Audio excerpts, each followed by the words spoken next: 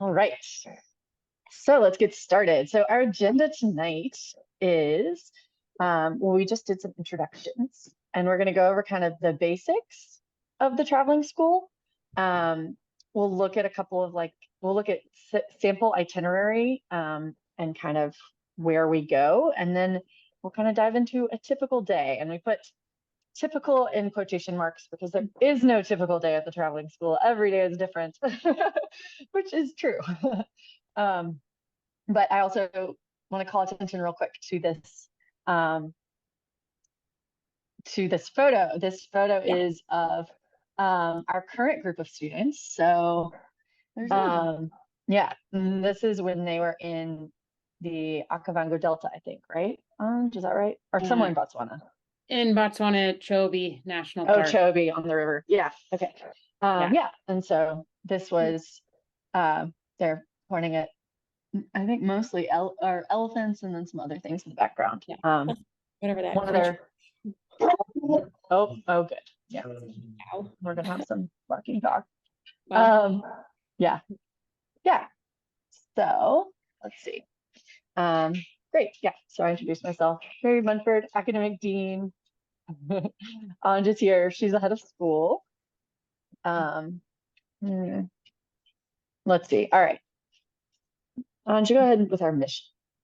Yeah, so we updated our mission in the past year. And as you can read here, our current mission is to amplify student voices through transformative education to ignite positive change. And we continue to think about just why does our school and our mission matter in today's world? And what I come back to is the world is fast paced. And with that, it means it's hard for teenagers or for a lot of people to find that internal spark. So, being the connection with people, with learning, with themselves. And so we feel that at the traveling school, education is all around us, learning happens everywhere.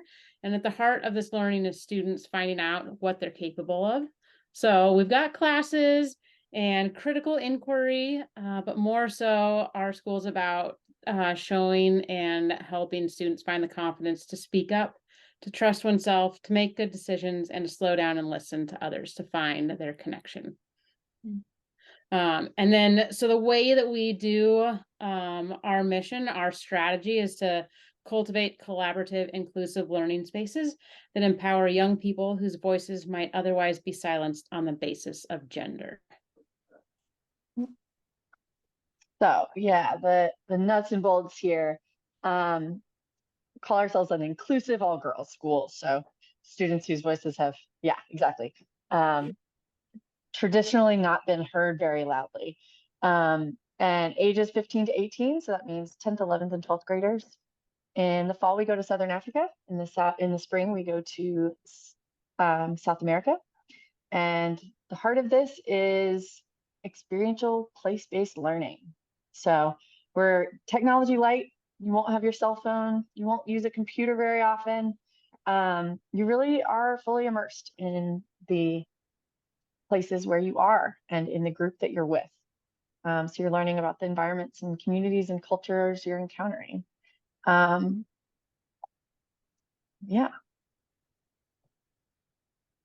Yeah, and we are 1 week away from our semester end for the fall. And so we're on the cusp of 500 alumni. We'll make that big number jump. I really wanted to put 500, but I can't say it yet. Yeah, right? Yeah. So we are alternative. We don't have four walls. Yeah, we don't use tech like Mary Reid said. We're different, but we are a school, and our students come out. The majority of them do go on to colleges and universities around the world. We have alum that are engineers, actors, producers, doctors, translators, photographers, social justice activists, teachers, or people who run their own nonprofits and CEOs. So they are an inspiring bunch. And they send out at the end of the semester, they write a little letter to their parents about how the semester has impacted them. And there were a few that made me tear up today. I was just reading up, Oh, getting them ready to send out. So it's amazing just to see that the confidence that they all were exuding as they're cresting over. So we're a school and we are accredited. And if we hop to the next slide, we'll see some of those accreditations. The Western Association of Schools and Colleges. I don't need to read through all of these, but maybe I will anyways, because SSN is social, or not social, the Semester Schools Network. So there is a community of other semester schools and we each have different focuses, but we do network together and support one another. And then we're a member of the International Coalition of Girls Schools and of the National Association of Independent Schools. all right. So what does it look like to go to school on the move? No semester's the same, no day's the same, but we do use the same framework for each semester, and we stay in touch with our overseas contact to create a dynamic itinerary. We come in prepared, contacts on the ground. We go to most of the same places year after year. So we have some people we've been working with for 20 years, which is pretty cool. And sort of we come in with a mixture of like advanced reservations, planned activities, but then also the flexibility to embrace new things that happen as you travel. There are new opportunities. You might stay an extra day or two somewhere because there's something cool that you can see or someone interesting you can talk to. And we also stay aware of local settings and political climates and adjust as needed. So we're flexible in that way as well.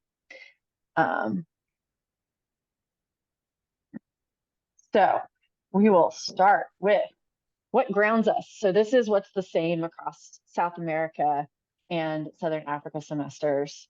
Mission and vision strategy are the same. It's about our community.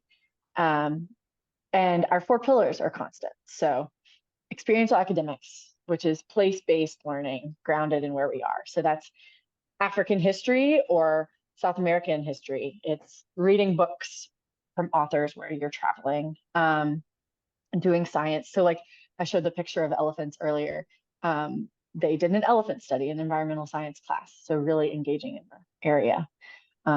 Community engagement is also huge. So learning and collaborating with the people we meet, and also building our own intentional community of students and teachers. Our cohorts are quite intentionally structured and tight-knit. Outdoor pursuits, so learning new skills and building confidence through doing outdoor adventures. No previous experience is required, but we do different outdoor activities. And then embedded in all of this is transformational leadership, or fostering leadership within each student. And we also, our curriculum investigates power and privilege and builds capacity for our students to become change makers. So we're thinking about borders and migration. We're thinking about the environment, natural resources, land, water rights, identity, sovereignty, and power. And those themes while those themes look different in each location, those themes are present in each location. So we're kind of investigating the world through those lenses.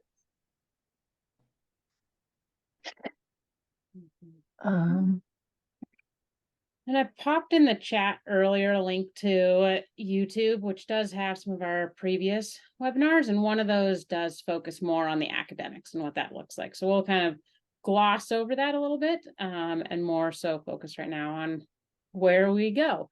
So it all after, applications, successful admissions and enrollment. And then we all meet in one orientation city, and that's based here in the US, and it varies based on flights. So we seek the best flights that we can.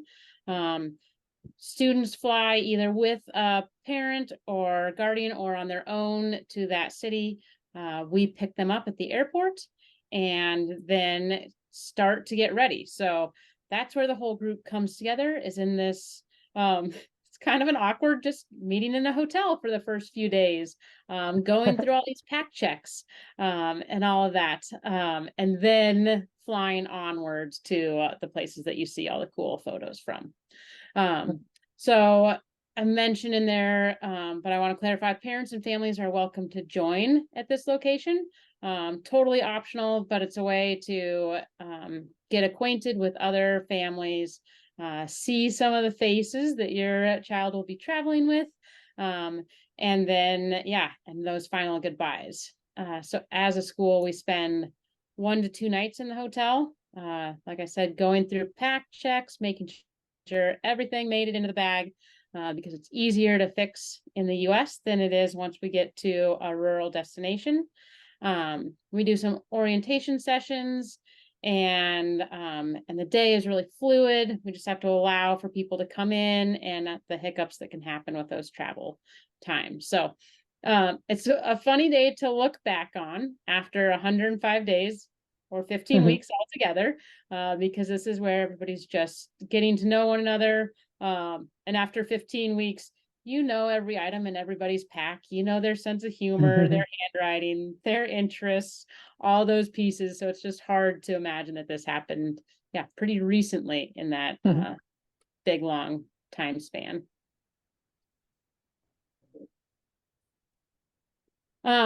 So we leave the hotel, travel internationally all together to the first location, and oftentimes either myself or Mary Reid goes with the group for the first week or so.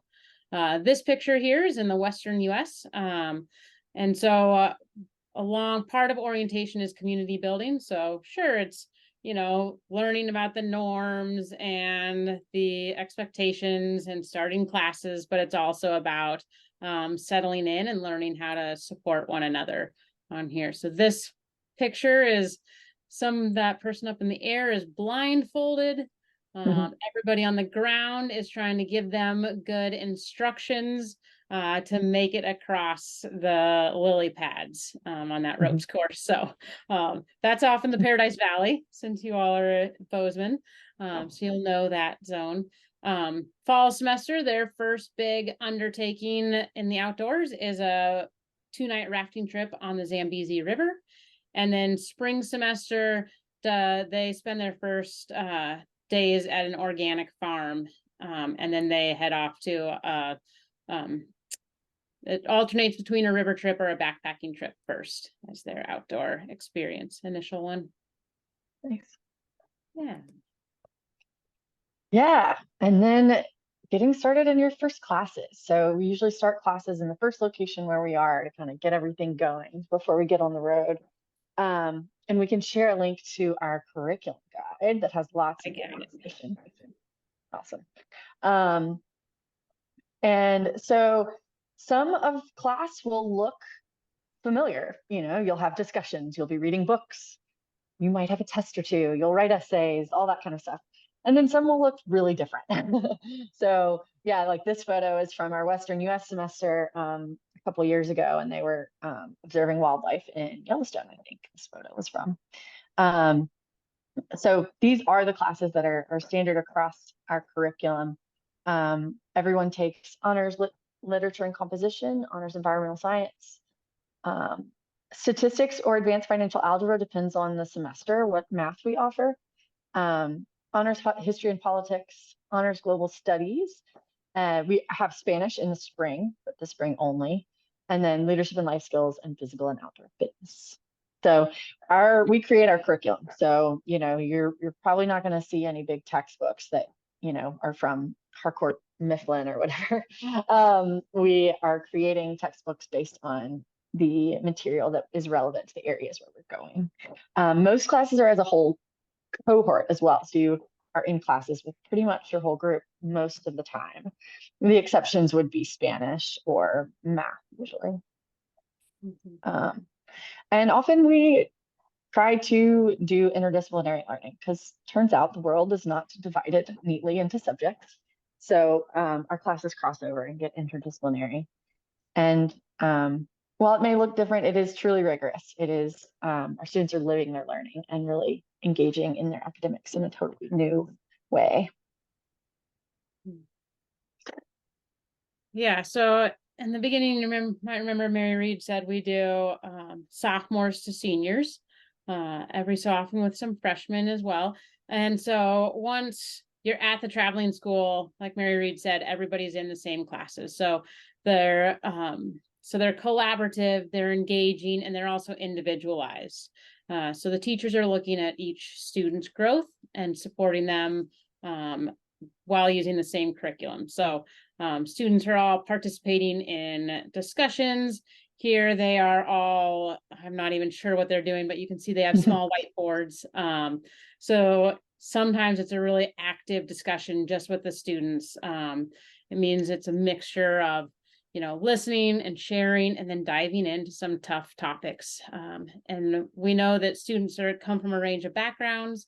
They're in different grades, different schools, and our teachers just spend time getting to know each student so that they can build classes that emphasize what the group is interested in, and how to make the class meaningful for each person and the location that we're at.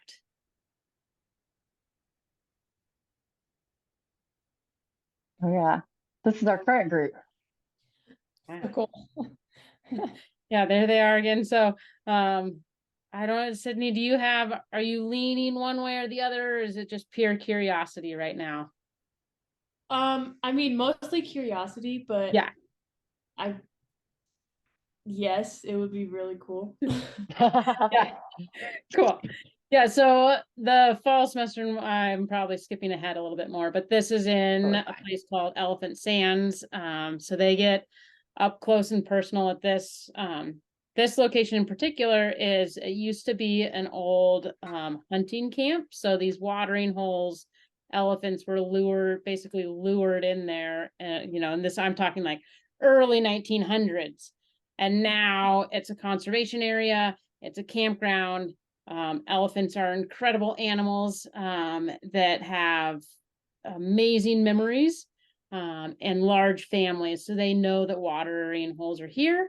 So people come here to watch them. And our crew, this goes along with what Mary Reid was saying earlier, they're doing a science project studying elephant behavior out there. And then this is a small class. So this is a math class alongside one of the river trips. So they paused for the afternoon. They got done rafting early and time to change out of the PFD and into your math gear, driving Crazy Creek and getting ready to think about numbers. So like I said, it can happen anywhere. This one is in South America, in Peru, and I believe that they're on a graffiti tour and learning about how graffiti contributes to political statements. I must have been involved in this. Another math one. I was a math teacher. So this is kind of the more familiar setting, the teacher with the whiteboard, 45-minute classes, maybe 90 minutes if it's a bigger discussion or interdisciplinary. So here we are looking at a little rational versus irrational numbers. We do travel as a school with whiteboards, so that part is pretty familiar. But typically sitting in camp chairs and in a circle instead of on a desk. You can see kind of in the background, a little bit blurry, but there is a long table. So you can sense that the students are in front of Allie here learning. And like we said, no tech, low tech. So that also means handwriting, notes and papers and assignments, and reading out of real books. And then also, so if you have any sort of learning accommodation or preferences, it's just something we chat about during admissions to make sure that it's something that we can accommodate and support, and that every student knows the expectations and the limitations of what we can do. So that's definitely an open conversation during admissions. Yeah. And then, once classes are going and we do it, usually we start mixing in outdoor activities. So trying something new together. So it could be a canoeing trip like this one, or we were talking about rafting overnight or a hiking trip. Every group has a range of skills and comfort in the outdoors that we support. I feel like most semesters there's somebody who's never slept in a tent. And then there's, somebody who does that all the time for fun. So wide range. And the leadership and life skills element gets to be present pretty early on. So, like, for example, you might learn how to do laundry by hand so you're ready to really take care of yourself while you're traveling. We do kind of teach self-leadership as you travel. You have to think about different things. And it is very common that you will see our groups in a circle. So having circle conversations for class or for celebratory or reflection purposes. So every Friday specifically, we have a group circle to sort of reflect on the past week and celebrate, and then also to think ahead for the next week. This is a group getting ready for travel day in South America, having a little bit of fun in front of one of the buses. So again, we started very like talking about the first days or meeting at the hotel in the first week, and then we went big, and now coming back to that, the flow of the semester. We generally settle into a spot for the first week to 10 days to get accustomed to the area and the group and the school. And then we start moving and just finding this rhythm of moving about every 4 to 7 days. It looks different on each semester. In South America, it's generally a combination of private and public transport. So buses like this. If it were a smaller, shorter hop between places, it might be a public bus. And then South America has a couple flights as well. And then in South America, students are based more in hostels. So that means a little bit more town time and moving between different towns. Whereas in Africa, it's going to be a little bit more rural and living out of a truck, which we're going to get to. So, yeah. What else do I need to say in here? I think that's probably it. Travel days are a good time to just put earplugs in, listen to your music, have a little solo time, because there is so much group activity and group conversation that this is kind of a good time to take naps, look out the window, listen to music on your own, or sometimes I'll put it on all together. Yeah, and then this is a more common scene in Southern Africa. So that's Big Blue. That's the truck that we live out of. It's basically like our turtle shell. So you can see those cupboards, for lack of a better word. Those are all open. They're both on both sides of the truck. So that's where duffel bags go, tents, sleeping pads, which come with the truck. Those back three, that's the kitchen area. And then you can see the kitchen set up. And then, of course, our students in a circle, students and teachers in a circle right there. So that's how we travel mostly on the Africa semester. And then, of course, we might pop into some vans at some points. When we're in the Western US, the teachers drive and we have vans for the traveling school. But we are not planning to Western US next year. So this one wouldn't be, if it was a van like this, we would be renting it. But can't help but look at those smiles. Yeah. Yeah.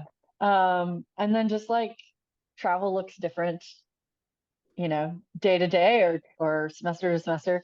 Same with meals. But this is a pretty good picture of what meals might look like on. This is not a picture from the Southern Africa semester, but kind of similar. It's sort of like a, camp style meal setup. And in South America, there's a good bit more eating out. Like Aunge said, it's a little bit more urban, so there's more opportunity to sort of go into places, practice your Spanish by ordering and trying new things. And students do take turns being sort of on cook crew or cleanup crew or setting up camp. So students take leadership in some of that as well. And similarly, where you stay can look different night to night. So you might be camping at a state park or a campground one night.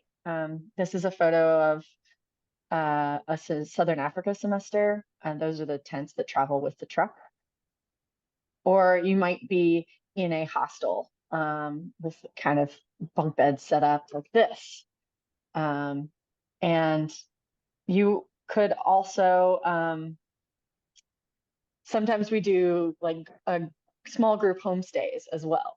We might be staying with someone in the local community. And I think this is a picture from rural South America in Agualongo, where we have a long-standing ties with the community, and we often spend a week with them, helping with a community project. And then each trip does have a backcountry component. So there's a multi-day trip into the backcountry of South Africa or Bolivia. So it's not that we do we don't do one long extended backcountry trip. We might do a couple of different shorter trips, so a few days at a time.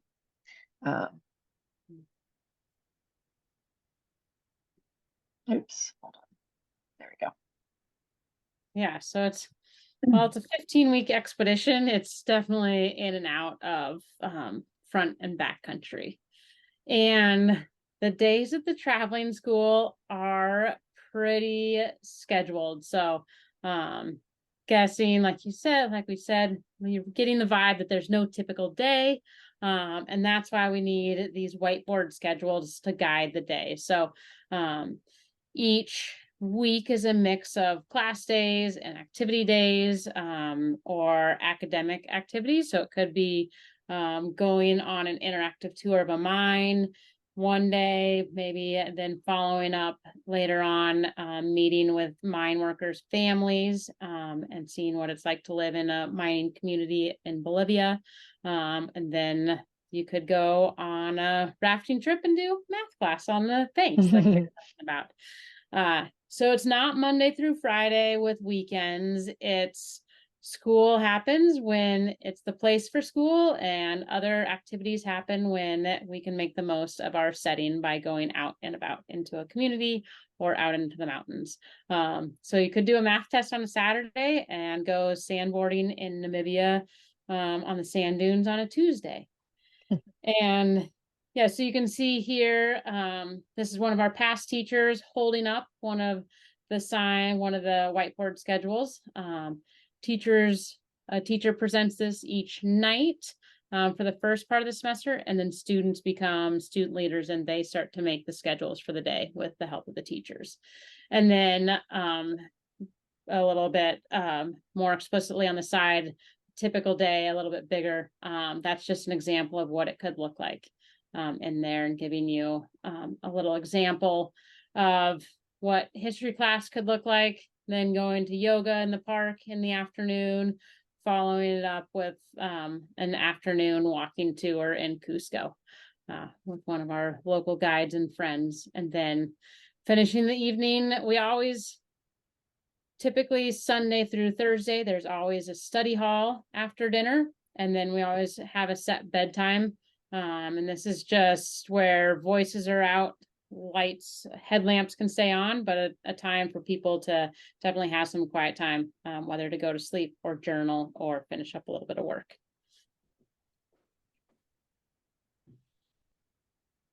This is Cusco. So I mentioned earlier, there's generally the good rule of thumb is that we move about every 4 to 7 days. So here in Cusco, they do spend almost a week in Cusco, and then they go out into the Sacred Valley, and this is where like Machu Picchu and a lot of the Incan ruins are. So an example of an academic activity day would be completing a scavenger hunt in the Plaza de Armas, which is a central location in most South American cities. Then maybe a tour of the cathedral, followed by an interactive Spanish class. So going up and potentially asking people questions, or going to the market to get breakfast for the next day. And then might do a little afternoon PE in that green area there. And then probably a little town time. So then students and buddies could go just grab a coffee, have, a little food if they want. Spots like this, there's some comfort food, meaning like things that we might find in the US. There is oddly a Starbucks in this zone, which sometimes, whether that's your jam in the US on a daily basis or not, it's, sometimes while living out of the norm for a while, it's nice to have those little normal moments, quote unquote, normal. Yeah, that's a pretty full day. I don't think we could fit anything else in before going to dinner, doing study hall. Yeah. Yeah. And so, as I mentioned, this is the area where Machu Picchu is. So most semesters do one of the Inca treks. So there's the main Inca Trail that does hike you right into Machu Picchu. Sometimes the groups do that, and sometimes we opt for one that's a little bit more, just I would say less traveled, so more off the beaten track. Still going to Machu Picchu. And we go to Machu Picchu with our dear friends who are from the Sacred Valley, and one of their family members is a shaman and an archaeologist, and they're just beautiful humans who know the history and share it with us about how, what's meaningful to them and the power of this landscape in this area. Then if we bounce across the globe and go back over to Southern Africa, so this semester is generally a little bit warmer. We've talked about it's based out of the truck and campgrounds. And then you have stops like this, where we are really loving the elephants today. I know. I just realized that. I need to put in some Cape Town photos or something. Yeah. Near animals. And then, like Mary Reid just said, Cape Town, there are some larger cities that we go to. Cape Town's in South Africa. Namibia has some other bigger towns that you go into as well. And again, go on some walking tours of different monuments and whatnot. A lot of semesters put colonialism on trial after learning about the different people who have lived in the regions over time, and then how they were colonized. So that's an interesting midterm. And then Sorry, 15 weeks later, no, you're great. 15 weeks later, it's all over.